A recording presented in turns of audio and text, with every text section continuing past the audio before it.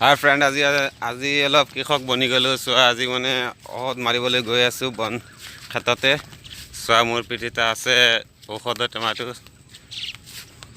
দেখিছা আপোনালোকে। আৰু মই এতিয়া ক্ষেত্ৰতে আছোঁ, তো ভাবিছোঁ অকলে অকলে যাম ক্ষেত্ৰতে। আপোনালোকৰ লগতে যাব বলক না কি? চোৱা, ছুটি গৈছে মোৰ এই টেমাটো, এতিয়া পৰি যাব নেকি? অলপ ৰ'ব দেই। ক্ষেত্ৰতে আহিছোঁ এতিয়া, কিন্তু ক্ষেত্ৰৰ অৱস্থা বৰ বেয়া। আপোনালোকে দেখি আছে, চোৱা, ক্ষেত্ৰতে একেবাৰে পানী নাই, শুকাই কেনেকৈ হৈ গৈছে। চোৱা, দেখি আছে আপোনালোকে। আৰু এইফালে চোৱা, এইফালে পানী, মানে এইফালে একেবাৰে প্লাট চলি আছে, আৰু এইফালে মৰুভূমি হৈ গৈছে। তো এইটো কেনেকৈ ঘটে চোৱাচোন, এইফালে পানী আছে, এইফালে নাই। এইটো কেনেকৈ হয়, আজি আপোনালোকক এইটো কথা ক'ম। এই চোৱা, মানে একফালে একেবাৰে পুছ মাছ আৰু একেবাৰে সৰ্বনাশ। মানে পুছ মাছ আৰু সৰ্বনাশৰ মানে হ'ল যে একেবাৰে এক চাইডতে একেবাৰে পানী, আৰু এক চাইডত একেবাৰে নাই, শুকাই গৈছে। এতিয়া আপোনালোকে দেখিছে, চোৱা এইফালে চোৱা, মাজত দেখি আছে পানী কেনেকুৱা আছে, দেখিছে আপোনালোকে। আৰু চাৰিওফালে নাই। এই মাজে মাজে যে পানী আছে, এইবিলাক কিয় থাকে? তো এইটো কথা ক'বলৈ আজি চেষ্টা কৰিম। তো বলক ভিডিঅ'টো আৰম্ভ কৰোঁ। তো এইটো হ'ল আমাৰ একেবাৰে মানে ঘৰৰ ৰাস্তা, আৰু ইয়াৰ অলপ আগৰ পৰা মই ঔষধৰ টেমাটো ল'ম, মানে ঔষধৰ ড্ৰামটো য'ত মই ঔষধ মাৰিম, ইয়াৰ পৰা ড্ৰামটো ল'ব লাগিব।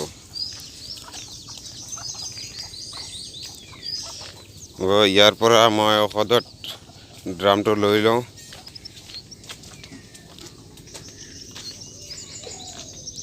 ক'ত আছে এইটো হ'ল ঔষধৰ ড্ৰাম। এইটো লৈ মই যাওঁ এতিয়া ঔষধ মাৰিবলৈ। আপোনালোকে লগতে বলক মোৰ। হাই ফ্ৰেণ্ড, এইটো হ'ল আমাৰ গাঁৱৰ ৰাস্তা, আৰু ৰাস্তাটো আপোনালোকে দেখি পাইছে যে কেনেকৈ ৰাস্তাটো, আৰু ৰাস্তাটোৰ হাল কি, এইটো দেখা পাইছে আপোনালোকে। এইটো ৰাস্তাটোৰ বিষয়ে আৰু কি ক'ম, মানে আজিৰ পৰা প্ৰায় 15-20 বছৰ আগতে এনেকুৱা আছিলে, এতিয়াও এনেকুৱা আছে, আৰু আশা কৰোঁ যে আৰু এনেকুৱাই থাকিব।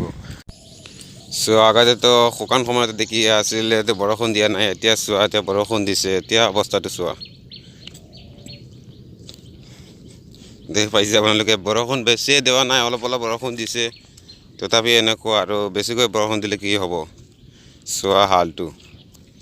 চোৱা, আমাৰ MLA মেম্বাৰ প্ৰেচিডেণ্ট আৰু যি আছে, মানে সকলো আমাৰ গাঁৱতে আছে, কিন্তু গাঁওখনৰ ৰাস্তাটোৰ অৱস্থা চোৱা।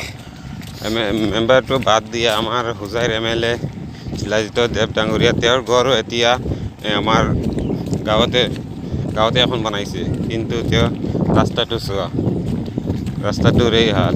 তো যি হওক, বাদ দিয়ে এইবিলাক, আৰু নহ'ব, কেতিয়াও নহ'ব এইটো ঠিক। এতিয়া এনেকুৱা আশা ৰাখিছোঁ যে এইটো কেতিয়াও ঠিক নহ'ব। তো বলক, আমি যি কামতে আহিছোঁ সেই কামতে যাওঁ।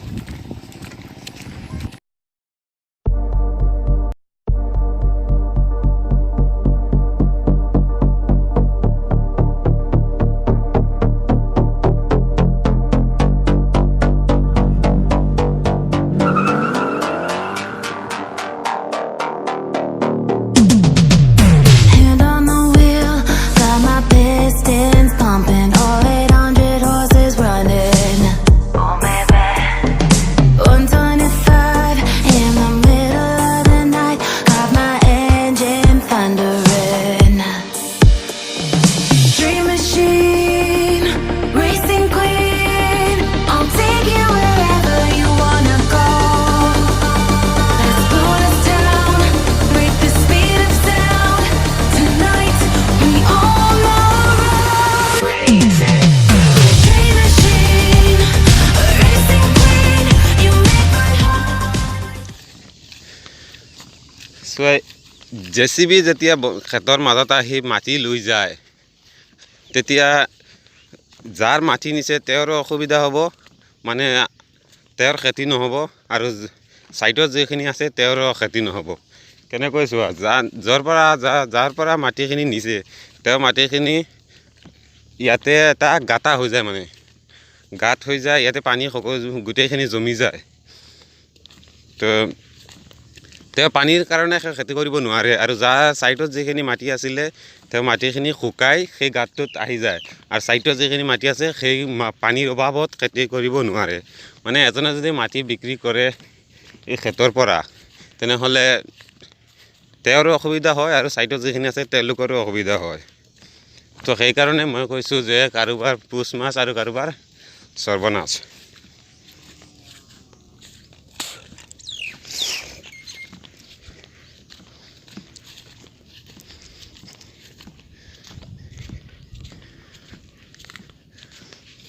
দেখি পাইছে আপোনালোকে এইফালে মোটামুটি পানী আছে, কিন্তু খেতৰ অৱস্থা একেবাৰে বাদ। এনেকুৱা যদি ৰৌদ্ৰ দিয়ে তেনেহ'লে খেতি এইবছৰো আৰু নহ'ব।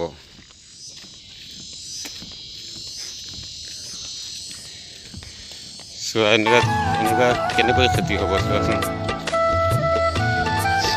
যি নহওক, মই এতিয়া ঔষধ মাৰিবলৈ গৈ আছোঁ, ঔষধ মাৰিম, কিন্তু খেতিটো পানী নাই। ঔষধখিনি কামত আহিবনে নাই এইটোৱে নাজানো। তো ব'লক মোৰ লগত।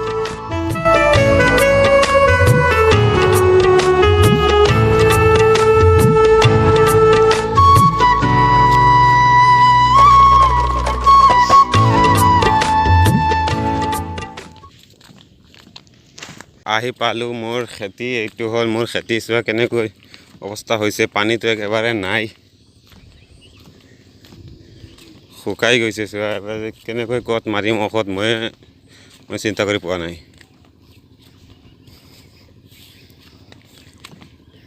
চোৱা আপোনালোকে কেনেকৈ হৈ গৈছে মাটিখিনি।